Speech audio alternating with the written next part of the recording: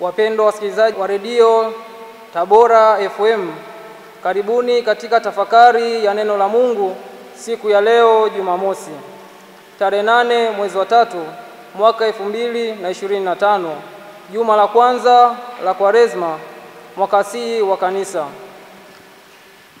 Masomo yetu ya leo, somo la kwanza linatoka katika somo la Nabii Isaya sura 58 aya 9b hadi ya 14. Na somo la Injili linatoka katika Injili ya Mtakatifu Luka sura ya 5 aya 27 hadi ya 32. Tusikilize somo la Injili. Baada ya hayo akatoka, akaona mtoza ushuru jina lake Lawi ameketi forodhani. Akamwambia, nifuate. Akaacha vyote, akaondoka, akamfuata. Na Lawi akafanyia karamu kubwa nyumbani mwake palipokuwa na mkutano mkuu wa watoza ushuru na watu wengineo waliokuwa wameketi chakulani pamoja nao. Ikawa Mafarisayo na waandishi wao kumuunganikia wanafunzi wake, wakasema, mbona mnakula na kunywa pamoja na watoza ushuru na wenye dhambi?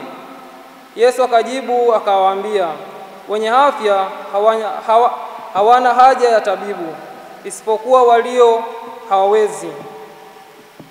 Sikuja kuwaita wenye haki, bali wenye dhambi wapate kutubu. Neno la Bwana.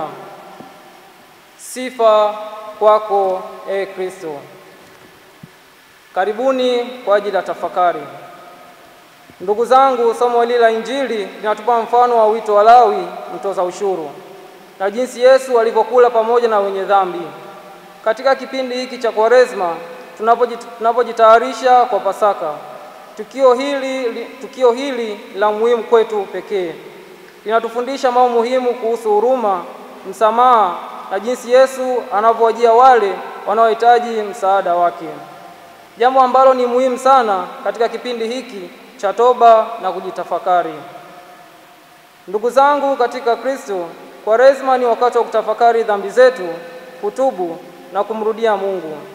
Ni kipindi cha kujinyima, kuomba na kutoa sadaka. Na mfano mzuri tunaopata katika somo la Injili. Tunamwona Lawi alikuwa mtoza ushuru, kazi ambayo ilichukiwa sana na Wayahudi, kwa sababu watoza ushuru walionekana kama wanyonyaji na wasaliti kwa taifa la Israeli. Hivyo Lawi alikuwa ni mtu aliyetengwa na jamii. Hii inatuonesha kwamba Yesu anawaita watu kutoka kila aina ya maisha, hata wale ambao jamii imewatenga. Yesu anamwona Lawi akiwa kazini kwake na kumwambia, nifuate. Lawi bila kusita anaacha kila kitu na kumfuata Yesu. Huu ni ushuhuda wa nguvu ya wito wa Yesu. Yesu anamuita mtu wa aina gani? Yesu anamuita mtu yeyote, hata yule ambaye jamii imemtenga. Katika Kwaresma hii tunahimizwa kutafakari wito wa Mungu katika maisha yetu. Tujiulize, mimi na wewe, je, tunaitikia wito wake sisi kama Wakristo wabatizwa? Lawi anaamua kumfanyia Yesu karamu kubwa, na watoza ushuru wengi na watu wengine wenye dhambi wanakuwepo. Mafarisayo na waandishi wanaliona hili na wanamlaumu Yesu kwa kujishikamanisha pamoja na watu wa namna hiyo. Hii inatuonesha mtazamo wa jamii kwa wenye dhambi na jinsi Yesu anaovunja mipaka hiyo.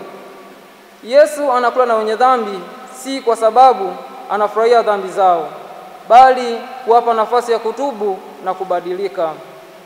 Yesu anawajibu kwa kusema, hawahitaji tabibu walio wazima, bali walio wagonjwa.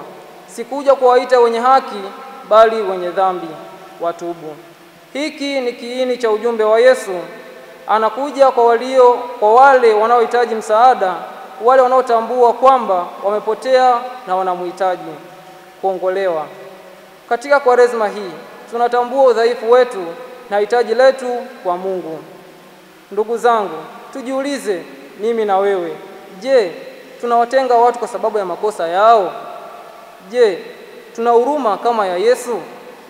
Wapendwa katika Kristo, Kwaresma ni wakati wa kuonyesha huruma na upendo kwa wengine, hasa wale ambao jamii imewatenga.